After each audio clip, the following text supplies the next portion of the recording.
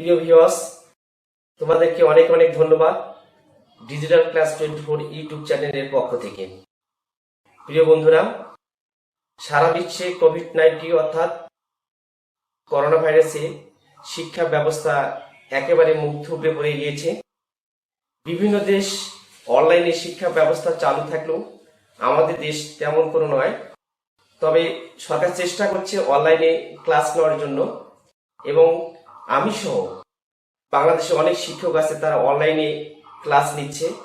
তোমরা অযথা মোবাইলে গেম খেলে সময় নষ্ট করছো। এই সময় নষ্টগুলো না করে তোমরা অনলাইনে যে ক্লাসগুলো হচ্ছে এই ক্লাসগুলো দেখলে তোমাদের অবশ্যই উপকার হবে বলে আমি মনে করি।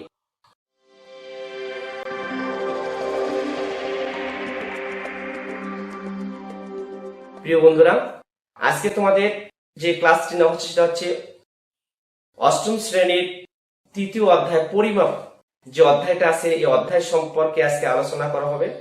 এর আগের ক্লাসে তোমাদের পরিমাপ অধ্যায়ের যে বেসিক বিষয়টি আছে, বেসিক বিষয়টি তোমাদের দেখানো হয়েছে। ইনশাআল্লাহ তোমরা হয়তোবা দেখেছো, বেসিক বিষয়গুলি তোমরা দেখেছো। আজকে তোমাদের এই তৃতীয় অধ্যায়ের যে অঙ্কগুলো আছে এগুলো দেখানো হবে। এবং তোমরা জানো এই অধ্যায়ের 1 থেকে 9 পর্যন্ত যে এই অঙ্কগুলো আছে এগুলো সম্পূর্ণ অঙ্কগুলো হচ্ছে তোমাদের এমসিকিউ অর্থাৎ নৈবেত্তিক। আমি এগুলো পরে দেখাবো। তোমাদের 10 থেকে যে অঙ্কগুলো আছে আমি 10 থেকে আজকে তোমাদের শুরু করব। ইনশাআল্লাহ তোমরা অঙ্কগুলো দেখবে, তোমাদের উপকার হবে বলে আমি অবশ্যই মনে করি। তাহলে আর কথা নাই, চলো আমরা অঙ্কগুলো এখন শুরু করি। প্রিয় বন্ধুরা, দেখো তোমাদের এখানে আছে প্রথম শুরু। দেখো 10 নম্বর অঙ্কটা, যে একটি পুকুরের দৈর্ঘ্য 60 মিটার এবং প্রস্থ হচ্ছে 40 মিটার। পুকুরের পাড়ের বিস্তার 3 মিটার হলে পাড়ের ক্ষেত্রফল নির্ণয় করো। এই যে পরিমাপের যে অঙ্কগুলো আছে এগুলো কিছু কিছু অঙ্ক আছে যেগুলো তোমরা অবশ্যই চিত্র দিবে। চিত্র ছাড়াও অঙ্কগুলো করা যাবে, তবে চিত্র দিলে অঙ্কগুলো হবে কি একেবারে সুন্দরভাবে বোঝানো যাবে। এখানে বলছে দেখো একটি পুকুরের দৈর্ঘ্য 60 মিটার। মনে করো এটা একটা পুকুর,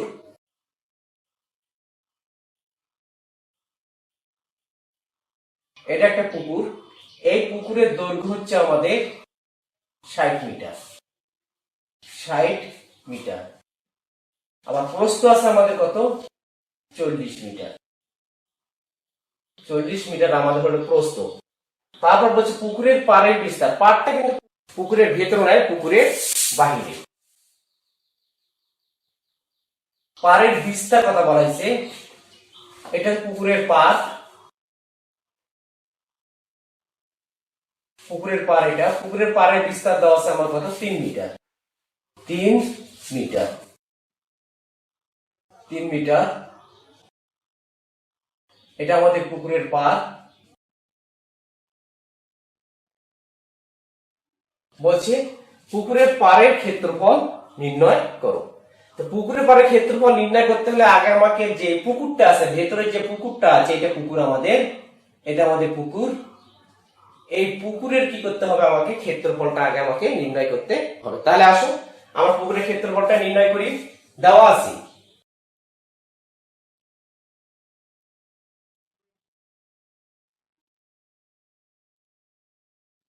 আছে পুকুরের দৈর্ঘ্য কত দেওয়া আছে,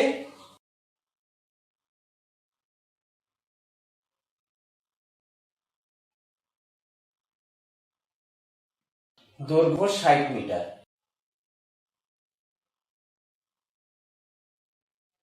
পুকুরের প্রস্থ 40 মিটার।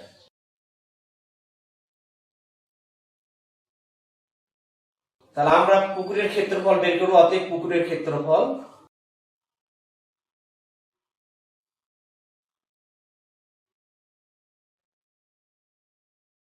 আমরা জানি ক্ষেত্রফল সমান সমান দৈর্ঘ্য গুণন প্রস্থ। তাহলে পুকুরের ক্ষেত্রফল আসতেছে আমাদের দৈর্ঘ্য গুণন প্রস্থ। দৈর্ঘ্য হচ্ছে আমাদের 60 মিটার, গুণন প্রস্থ হচ্ছে আমাদের 40 মিটার।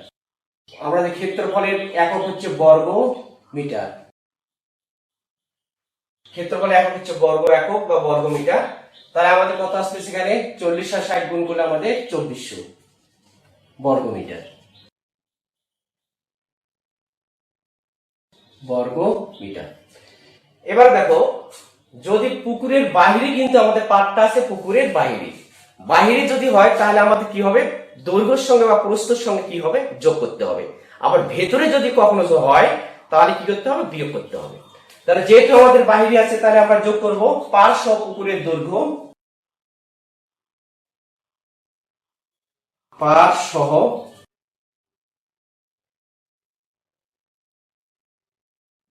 পুকুরের দৈর্ঘ্য। আমাদের পুকুরের দৈর্ঘ্য আছে 60 মিটার।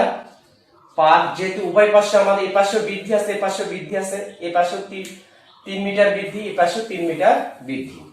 তাহলে 3 গুণন 2, আমরা 3 যোগ 3ও আমরা দিতে পারি মিটার। তাহলে 60 যোগ কত আসলো, 6 মিটার সমান 66 মিটার। আমাদের পার সহ পুকুরের দৈর্ঘ্য আমরা বের করলাম। এবার পার সহ পুকুরের প্রস্থটা বের করব। আমাদের দেওয়া আছে প্রস্থ কত দেওয়া আছে, আমাদের দেওয়া একটু 47 মিটার, এই পাশে 3 মিটার বৃদ্ধি পেয়েছে, এই পাশে 3 মিটার বৃদ্ধি পেয়েছে। তাহলে আসলে 40 যোগ 3 গুণন 2 মিটার, 40 যোগ 6 মিটার সমান 46 মিটার। এবারে আমরা পার সহ পুকুরের কি করব, ক্ষেত্রফল নির্ণয় করব। তা আমরা পার সহ পুকুরের ক্ষেত্রফল নির্ণয় করি। তা পার সহ পুকুরের দৈর্ঘ্য 66 মিটার, আর পার সহ পুকুরের প্রস্থ হচ্ছে কত, আমাদের 46, আমাদের 46 মিটার। তাহলে আমরা এখন কি করব, পার সহ পুকুরের ক্ষেত্রফল নির্ণয় করব। তাহলে অতএব পার সহ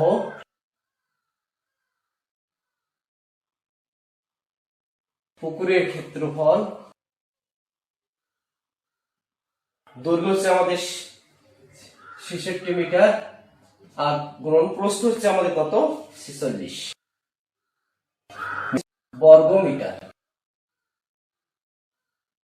বর্গ মিটার। 66 আর 46 গুণ করলে আমাদের কত আসতেছে, 3036 বর্গ মিটার, বর্গ।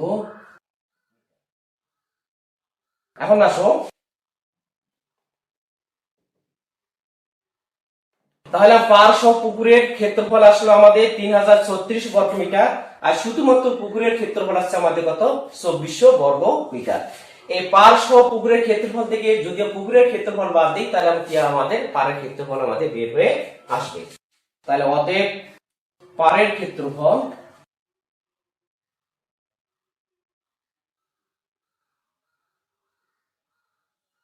তিন 3036 বিয়োগ আমাদের পুকুরের ক্ষেত্রফল কত, 2400 বর্গ মিটার, বর্গ মিটার। তাহলে আসতেছে আমাদের 636 বর্গ। তাহলে আমাদের উত্তর কত আসছে, 636 আমাদের কি আসতেছে, বর্গ মিটার।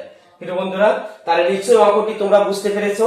তাহলে আমরা আবার একটু তোমাদেরকে একটু বলি, একটু দেখো। তাহলে এখন পুকুরের প্রথমে আমরা বের করব পুকুরের ক্ষেত্রফল বের করব, তারপর আমরা কি করব, পার্শ্ব পুকুরের ক্ষেত্রফল বের করব। পার্শ্ব পুকুরের ক্ষেত্রফল থেকে পুকুরের ক্ষেত্রফল বাদ দিলেই আমাদের কি আসবে, আমরা পাড়ের ক্ষেত্রফল বের হয়ে আসবে। হ্যাঁ প্রিয় বন্ধুরা, এবার আসো নাম্বার 11। একটু লক্ষ্য রাখো যে আয়তাকার একটি ক্ষেত্রের ক্ষেত্রফল 10 একক এবং তার দৈর্ঘ্য প্রস্থের 4 গুণ। ক্ষেত্রটির দৈর্ঘ্য কত? দেখো এখানে কি বলছে, এখানে দৈর্ঘ্য প্রস্থের কত গুণ, 4 গুণ। আগে আমরা এই দৈর্ঘ্য প্রস্থের 4 গুণ এটাকে আমরা আগে বের করে নেব। বের করে নিয়ে তারপর আমরা জানি আয়তাকার একটি বস্তুর ক্ষেত্রফল 10 একক। এই 10 এককটাকে আমরা কি করব, আগে আমরা ক্ষেত্রফলে পরিণত করব। এবার আসো নাম্বার 11।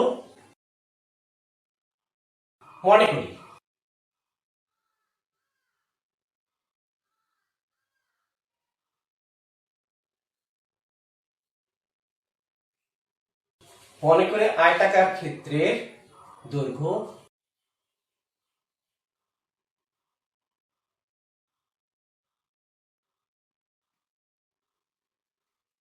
ক্ষেত্রের দৈর্ঘ্য প্রস্থ আমরা ধরবো, আগে প্রস্থ নিব, প্রস্থ ক মিটার, ক মিটার। আয়তাকার ক্ষেত্রের দৈর্ঘ্য কত আসতেছে,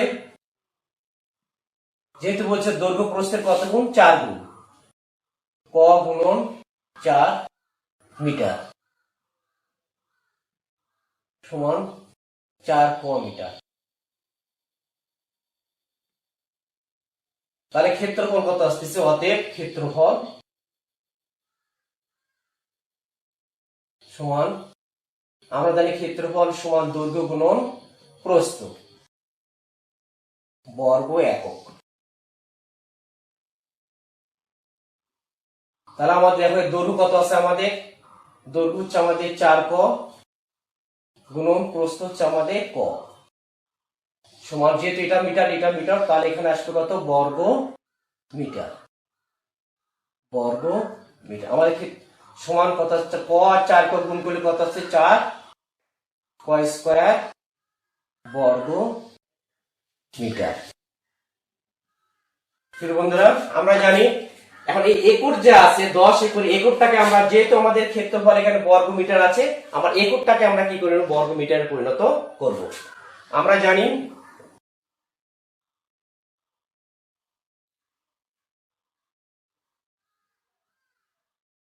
আমরা জানি এক একর,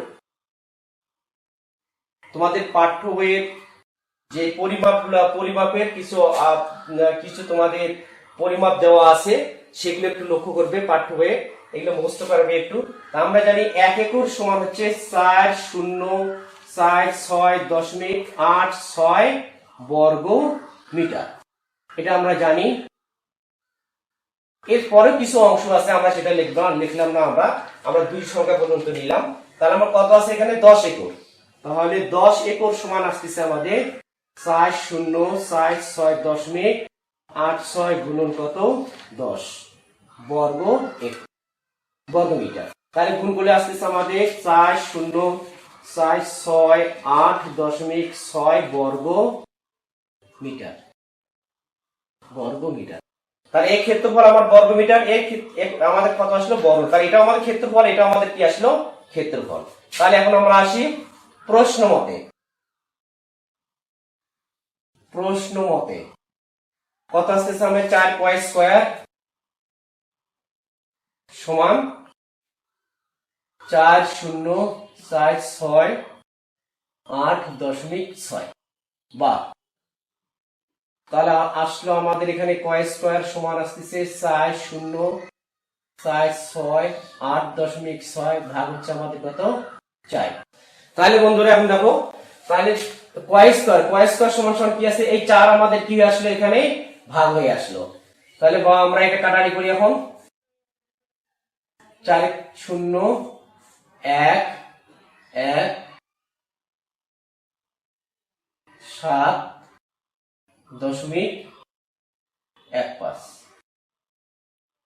তাহলে আমরা আসলো আমাদের এখানে ক স্কয়ার সমান 10117.15 বা ক সমান, এই যে বর্গ আছে ডান পাশে কি হবে, রুট হবে, 10117.15।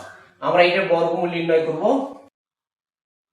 বর্গমূল আসতেছে আমাদের কত, 100.584।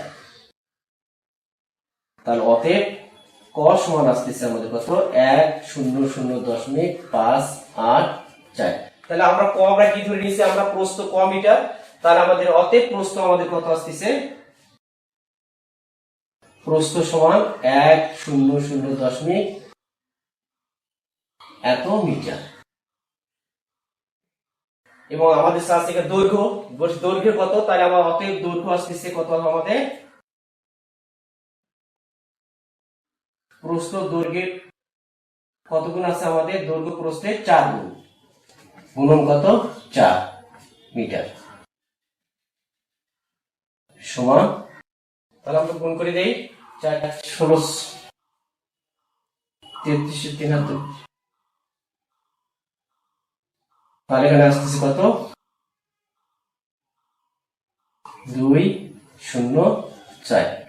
তাহলে অতএব আমাদের দৈর্ঘ্য কত আসতেছে এত মিটার।